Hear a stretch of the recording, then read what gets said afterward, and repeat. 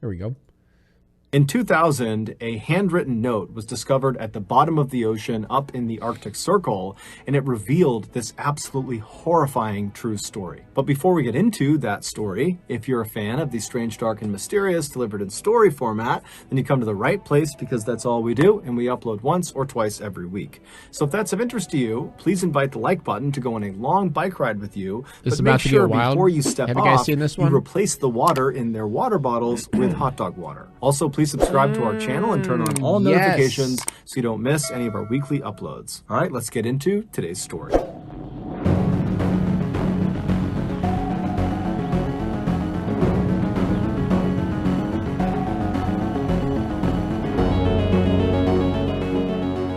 Yeah, On the morning of August, our area was fine when it came to the tornado. Because I live, even if there's a tornado in our town, I probably wouldn't be hit just because I live on a pretty steep hill. But yeah, the farm areas would get hit.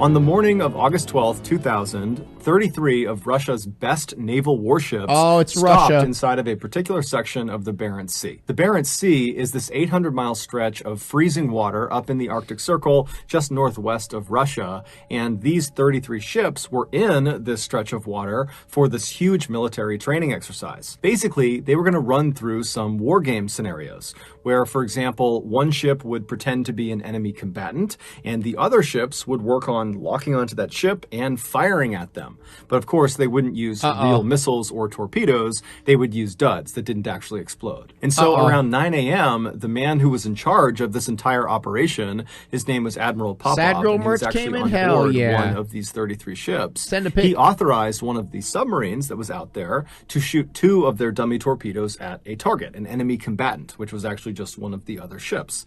And so as soon as he did this, he was authorizing the start of this multi-day long exercise. And so all day and all night, they're doing these war game scenarios. And by the following morning, so 24 hours into this exercise, Admiral Popov stepped away from the action to speak with Russian swore he was going to say Admiral Popeye. Reporters on the phone. And during this interview, he tells them that so far the training exercise is going exactly to plan and that it looks like it will ultimately be a huge success. However, there was a problem.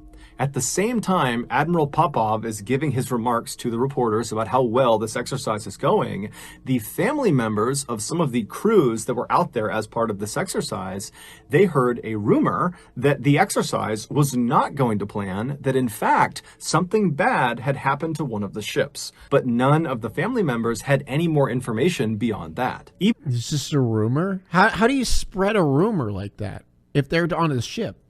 Even though this rumor was just that, a rumor, the family members of these crews that are participating in this exercise, they naturally became very worried. And so they all that morning began calling the naval base where the 33 ships had originated, asking for more information. And the phone operator on the base that was receiving all of these calls that morning at first was telling these family members that no, nothing's going on. I haven't heard anything. There's no issues. But eventually this phone operator let slip that in fact they too had heard the rumor that something bad had happened, and they think it actually might be true. But when this family member who heard this pressured the phone operator for more information, the operator clammed up and said, I can't give you anything else.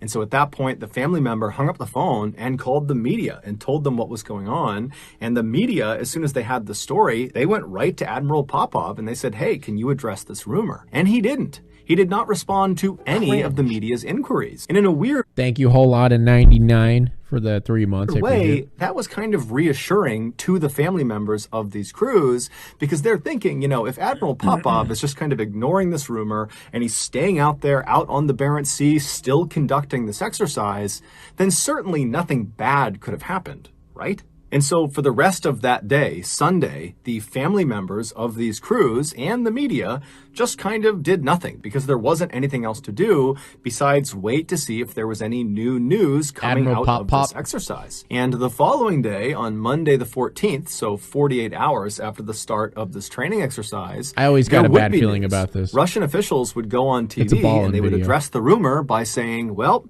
Yeah, it is true. Something did happen out during this exercise. The Kursk, which was the name of one of the submarines, that was one of the 33 ships that was part of this exercise, they experienced some minor technical difficulties that forced them to ground their vessel at the bottom of the Barents Sea. But don't worry, this is normal. We're in touch with them through the radio. Everybody is fine. We are pumping air and power into their submarine, and before long, we will have them back on the surface. There's nothing to worry about. Now, naturally, the family members of the Kursk crew specifically, they panicked when they heard this, because even though the government is acting totally confident that everything is fine, they did not feel confident that everything was fine. Their family members are trapped on the bottom of the ocean.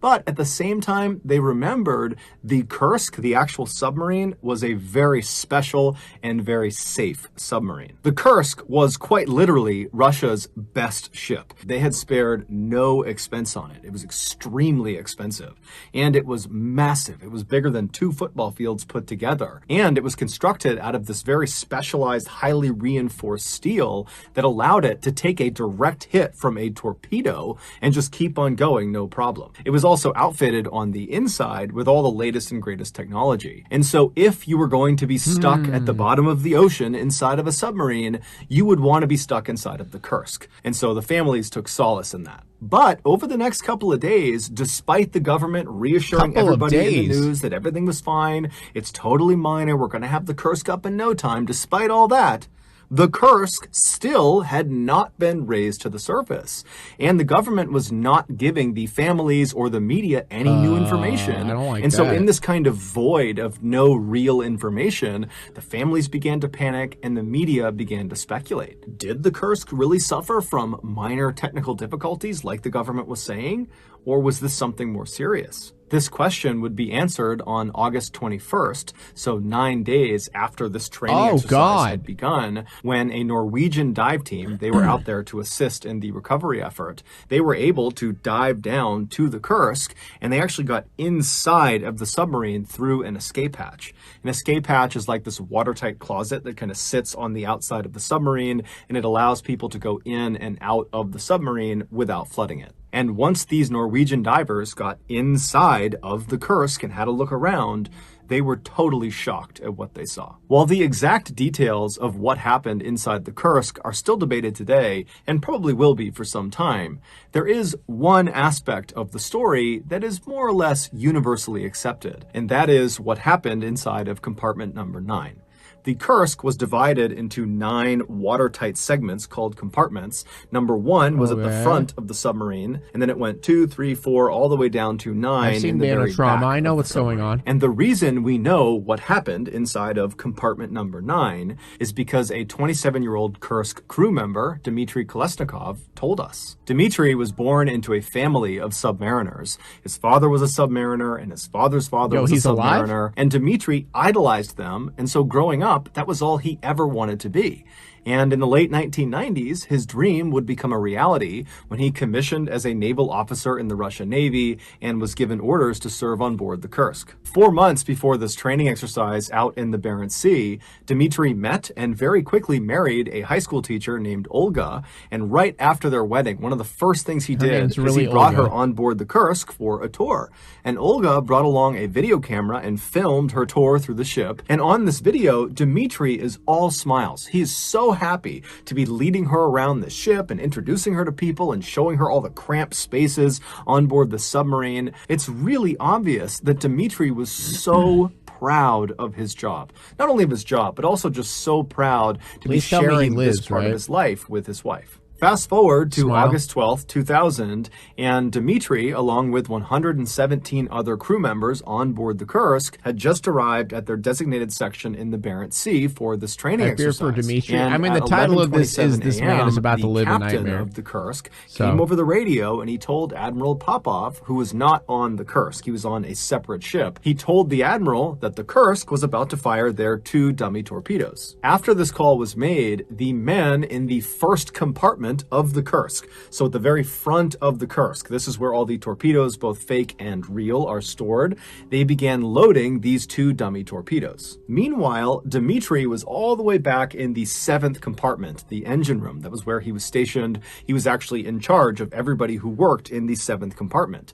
And so as these 2 dummy torpedoes are being loaded, Dmitry and his men, there weren't that many of them, they were twisting dials and pulling levers, when all of a sudden there's this really loud crashing sound, and then the ship shudders and then jolts hard to one side, as if someone had grabbed the front of the submarine and just forced it to one direction. What Dmitry and the men in the 7th compartment could not have possibly known was that one of the real torpedoes in the 1st compartment had malfunctioned and it exploded. But because of how well built the Kursk was, how strong the exterior walls were, this torpedo, as advertised, did not puncture through it. It did a lot of damage and caused a massive fire, but the sub was not sinking. So back in the 7th compartment, Dmitry, he stands up from being jostled to the ground, and the alarms are going off and everything is totally chaotic. Everyone's asking what's going on, and Dmitry, he takes charge and he tells his men to follow the emergency protocol, which was to seal the watertight doors of your compartment. And so in this case, he sealed both the doors, one leading to the 6th compartment and the other leading to the 8th compartment.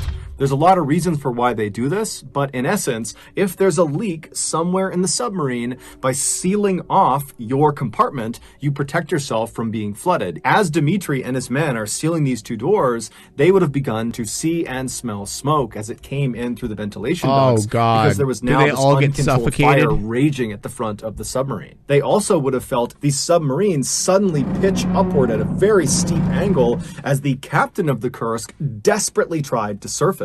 But before they could reach the surface, that uncontained fire reached the other live torpedoes, and it set off this almost instantaneous chain reaction of explosions. This second collective blast killed virtually everyone in the front half of the submarine. Either the blast itself blew them apart, or once this hole in the front of the submarine, because the second blast did puncture the walls, once that hole was created, all this Arctic water began flooding into the submarine. So if you didn't get killed by the blast, you very quickly drowned. The only people who survived the 1st and 2nd explosions were anyone in the 6th compartment going backwards. So 6, 7, 8, and 9. And so Dmitry and the other men in the 7th compartment, they would have been definitely badly shaken up from that 2nd explosion. That completely rocked the submarine and sent them tumbling all over the place.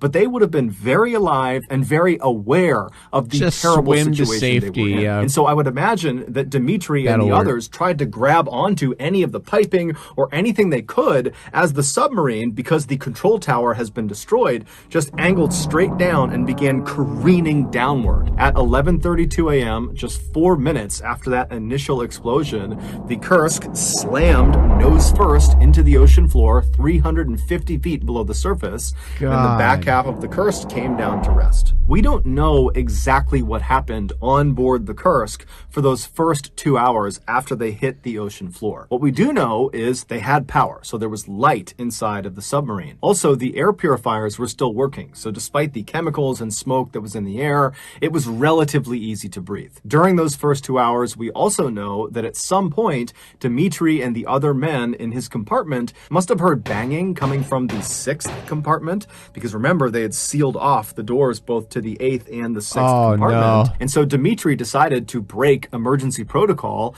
and he opened the door to the 6th compartment to allow any of the survivors that were banging on the door to come into their compartment. And when Dmitry and his men opened that door and looked into the 6th compartment, they would have seen that it was rapidly flooding, and most likely anybody forward of that compartment, so 5, 4, 3, 2, 1, they were already dead. By 1:30 p.m., Dmitry and his men in the 7th compartment and the other survivors from the 6th compartment, they were forced to retreat from the 7th over to the 8th compartment and then finally into the 9th compartment because of flooding. Close the window. Even though they had sealed off their watertight doors, the walls were no longer watertight because this huge explosion had sent shrapnel flying down the body of the submarine, puncturing holes in all of the walls. And so so it didn't matter if you shut your watertight door. Eventually, as one compartment would fill up, it would begin leaking through all the cracks in the walls. And so Dmitry and all of the people he was with, they would have been very aware of that. And so by the time they got all the way back to the 9th compartment, the very back compartment, there was nowhere else to go. The water was going to eventually reach them, and they were doomed unless they got rescued or if they left out of the escape hatch. For 9 Despite days. how absolutely terrifying this situation must have been, Dmitry remained calm. In fact, he was so calm that he pulled out a piece of paper as he's sitting in this cramped 9th compartment with these 22 other men, and he writes the date and time in the corner, and then he begins to kind of describe what had happened. He talks about there being an explosion, and he thought he and these 22 men were the only survivors, and he says they're now trapped in the 9th compartment. So if Russia immediately tried to save them instead of waiting 9 days, some of them could have lived? I don't know if they all died. I assume he also they all talks about died, how they had considered going out the escape hatch, but apparently it hadn't worked. After Dmitry wrote this very neat, very legible, very organized note, he folded it up and put it in his pocket, and then for the next hour and a half, he sat inside of the 9th compartment with the 22 others, and the power went out, which thrust them into absolute Okay, so they definitely darkness. I mean, completely black inside of there, and the temperatures, because the power was out, suddenly began to plummet, and then the worst part was the water began seeping through the walls. And so Dmitry and the other men, they would have known that it's just a matter of time before this room fills completely with water.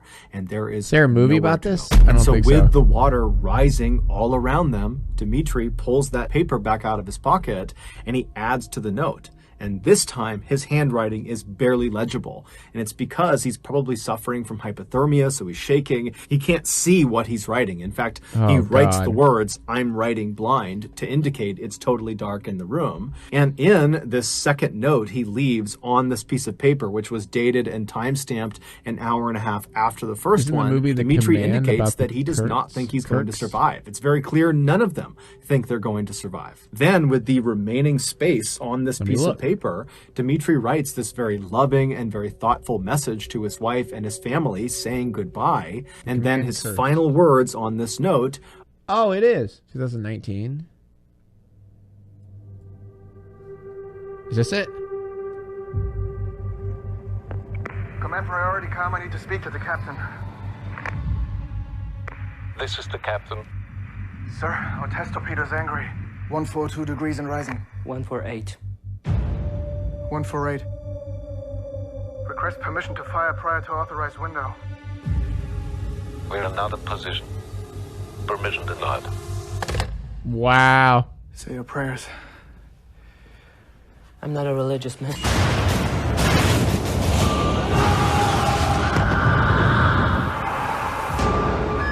What do we have? 2 acoustic events. Fucking what's his name? Popov? 1 small, 1 large. 3.9 on the Richter. Mother of God. We've lost a submarine. The reactor's melting down. Get out of there. We can't leave, or everyone dies. Captain, we heard something happened to the Kursk. Are they alive?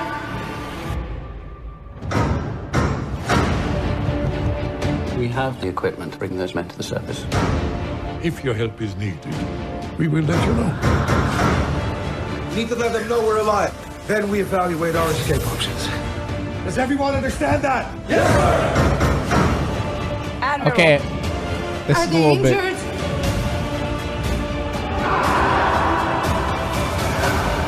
Time is of the essence. I implore you to accept our help.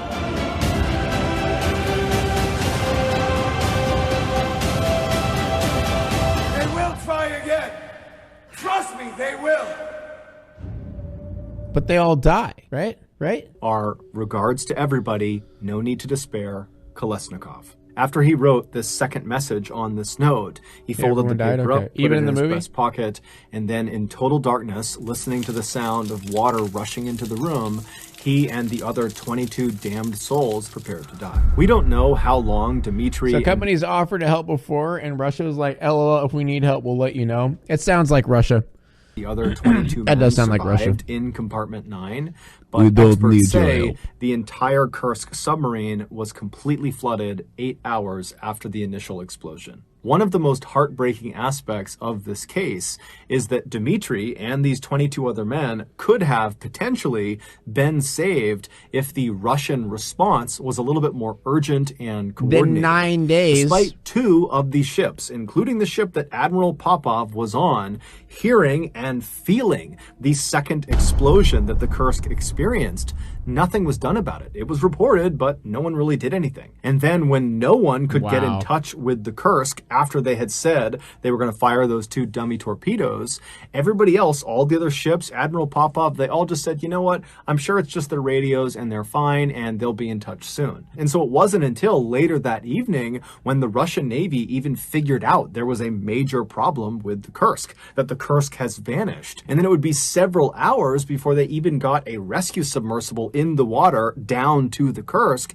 And then once it was down there, they could not latch onto the escape hatch on the submarine. And so even if there were survivors inside of the submarine, they would not have been able to exit into this rescue submersible. And so for days and days, the Russians struggled to try to get inside of the submarine and kept turning down foreign aid from Norway, from America, from Great Britain. And then finally... So they were aware. They were pretty slow about doing it, but they didn't really... They just couldn't do it. 9 days after the Kursk had sank, the Russians did accept foreign aid, and that's when the Norwegian dive team, they went down and they were able to open up the escape hatch.